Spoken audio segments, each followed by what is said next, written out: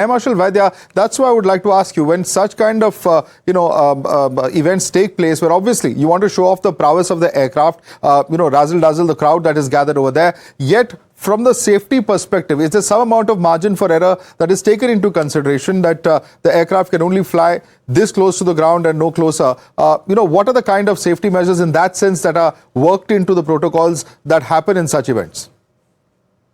Just to add beyond what Air Marshal Kapoor has just said, when the practice goes on, whether it is with a simulator or even the actual, when before the air display takes place in front of the crowd, there are specific maneuvers that are done. They are analyzed very well, and in case it is felt that some changes are to be incorporated, they are well done and incorporated also.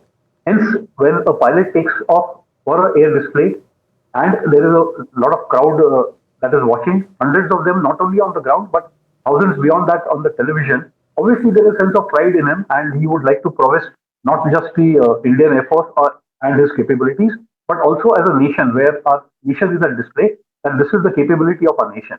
Now, when such a thing happens, it is possible that the pilot is under some kind of a pressure that he must perform at the best. And in trying to do that, it can so happen that he is taking a decision which is absolutely right. But unfortunately, the envelope to undertake the entire thing may be slightly defaulted. And that is why we had this kind of an accident, or even for that matter, when we had an accident in Palam, where Wing Commander Joe Bakshi died in a Mirage accident. There were specific turns that he was authorized to take, and he did that. But on the final day, probably he overstepped a bit, and he was under the impression that he can easily maneuver and take care of the aircraft, even after taking a bit of more risk. Right. But unfortunately, they did not. And in this case also, I am not saying that it has happened, but there is a possibility that when you are showing prowess of the entire country in front of people, there is a surge of adrenaline that happens. Absolutely. The razzle-dazzle that you mentioned. Definitely. And when you represent the country, you want to perform the best. But sometimes, when it comes to such situations, and particularly when you're dealing with a machine, and there is a certain level of unpredictability as well, it's important to stay within those parameters. A very important point that you're making there, sir. But let's just recap for our viewers those last moments. Let's look at what really has transpired. The manner in which the aircraft, you see it making that turn, the aircraft rolls as, in fact, was described. And then while it's straightening itself out before performing that negative G maneuver, as Air Marshal Kapoor was telling us, that's when it appears to have suddenly sort of landed and lost a sharp and a huge amount of altitude. And I want to take that question across to Air Marshal Bhatia. Air Marshal Bhatia, does it seem to you that perhaps that sudden fall that we see following that roll and the aircraft coming down while it was supposed to perform that negative G maneuver, suddenly sort of loses altitude, just a few dozen feet perhaps away from the ground, a few hundred feet perhaps? I can't judge the distance, but what appears to be the naked eye is that those last just few seconds were very, very crucial in leading to this crash. How do you describe this, Air Marshal Bhatia? Absolutely, because of the maneuver that he is doing, at the end of the day, there is a minimum height for all these maneuvers, which is prescribed, and you are not supposed to go below that. And that takes into account all kind of maneuvering that you're doing.